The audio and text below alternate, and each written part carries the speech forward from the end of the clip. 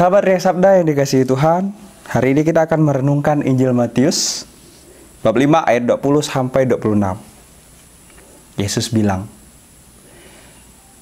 bagi orang Yahudi, siapa yang membunuh, ia harus dihukum. Tetapi aku berkata kepadamu, siapa yang marah harus dihukum. Yesus menyamakan marah dengan membunuh. Saudara-saudari yang dikasihi Tuhan, selama ini kita tidak menyadari bahwa perbuatan marah kita ini kita anggap wajar. Kita anggap bahwa marah itu adalah siklus normal dalam kehidupan sehari-hari. Dan itu tak akan bisa dihindari. Saya setuju. Saya sangat setuju dengan pendapat Anda bahwa marah itu adalah siklus emosi dalam diri kita. Tetapi sekarang saudara-saudariku yang dikasihi Tuhan, apakah cara pengungkapan marah kita ini? Karena marah itu ketahuan ketika keluar dari mulut kita, dari perilaku kita. Ada orang yang marah, tetapi dari mulut dan perilaku, dia tidak melakukan tindakan memukul, tindakan menghina, dan sebagainya. Saya ingin mengungkapkan kepada kalian satu cerita sederhana. Ada seseorang, dia sangat baik, sangat baik. Suatu hari dia marah kepada seorang pastor. Dia marah karena pastor ini telah melukai hatinya, memarahi anaknya ketika anak itu sedang ribut dalam gereja.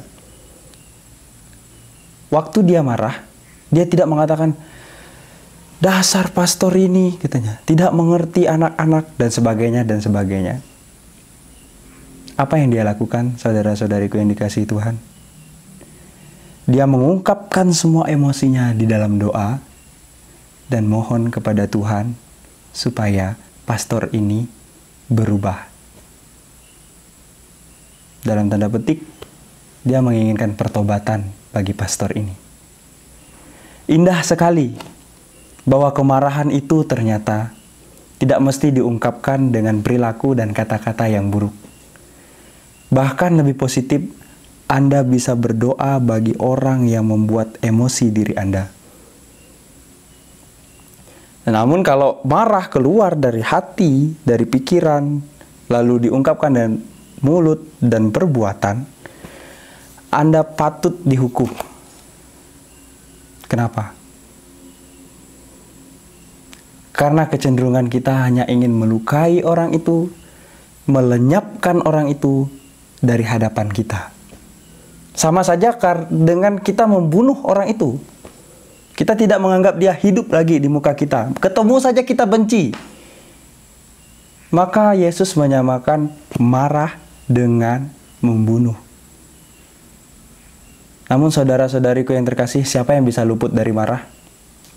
Bukan saya. Dan saya tidak menutup kemungkinan ada orang yang bisa luput dari marah, artinya tidak pernah marah. Tapi saya pernah marah. Dan saya jujur. Lalu apa jalan bagi kita seorang pemarah? Apakah kita akan selalu terhukum di hadapan Tuhan?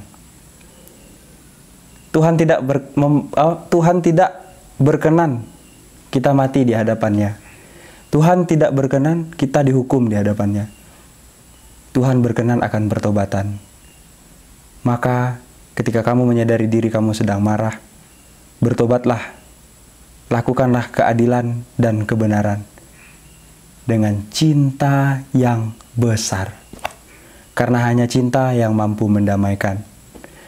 Maka saya mengajak kita semua, terutama para pemarah yang ada di dunia ini, yang nonton Riak Sabda, marilah kita berusaha marah dengan cinta yang besar.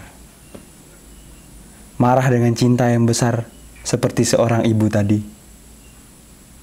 Berdoa kepada Tuhan bagi orang yang ia marahi.